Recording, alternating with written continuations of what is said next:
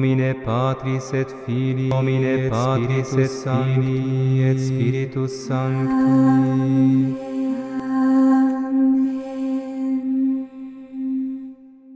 Cerero in Deum, Patrem omnipotente. Frères et sœurs en Christ, shalom. Les temps de Noël étant finis, l'Église nous présente en ce début des temps ordinaires un texte extraordinaire. Par ce texte, notre chère Église veut orienter notre compréhension. Il veut que nous regardions Jésus comme Jean lui-même le regardait. Il veut que nous recevions Jésus comme Jean lui-même le recevait. Écoutons ce que Jean dit dans l'Évangile. Il voit Jésus venir vers lui et il dit, « Voici l'agneau de Dieu qui enlève les péchés du monde. » Vous savez que Jean était le cousin de Jésus. Il pouvait présenter Jésus à tout le monde. « Ok, guys, voilà, ça c'est mon cousin. » Il aurait dit la vérité. Ou bien il pouvait aussi avoir présenté Jésus, « Voici l'ami des pécheurs. » Il aurait dit la vérité.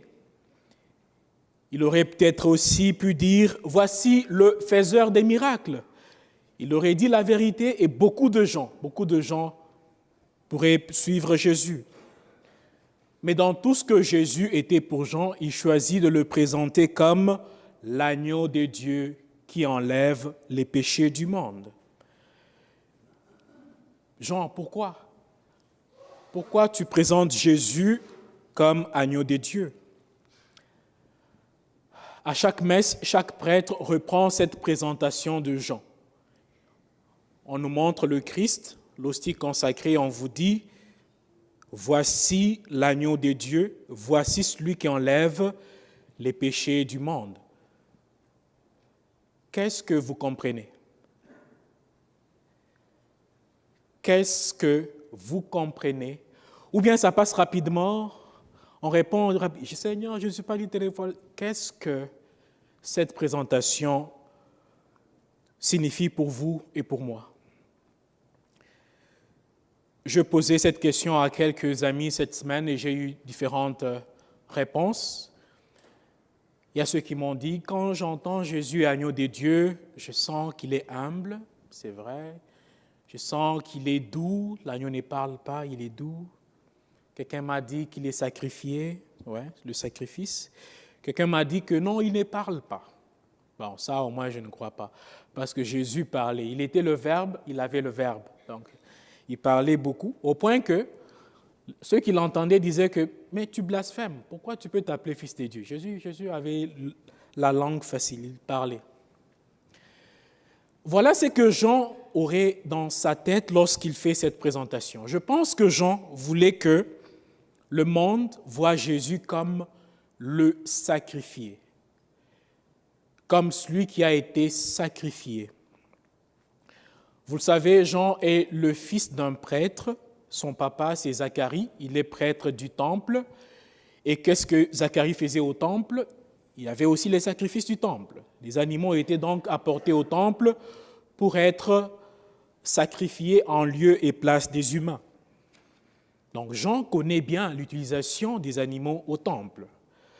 Lorsqu'il montre aux gens, au monde, que celui-ci, au-delà d'être mon cousin, au-delà d'être un faiseur de miracles, au-delà d'être un ami des pécheurs et des pauvres et l'agneau de Dieu, il veut simplement dire à l'humanité que Jésus est cet agneau que Dieu donne comme sacrifice en notre lieu et place. Jean reconnaît que nous ne sommes pas toujours parfaits. Il reconnaît que nous avons besoin d'un sauveur. Et il nous montre la solution. La solution, c'est Jésus. C'est lui qui est capable de prendre notre place. Souvent, dans notre péché, nous avons le sentiment de culpabilité et on n'aime pas toucher à cela. C'est une porte qu'on ferme avec beaucoup de cadenas. On ne veut pas toucher à ça parce que ça fait mal. En faisant cette présentation, Jean veut nous dire que non, il y a une personne à qui nous pouvons parler parce qu'il a la force d'enlever et notre culpabilité et tous les péchés du monde. Ce Jésus est l'accomplissement de Jean 3,16, le texte que vous aimez tellement.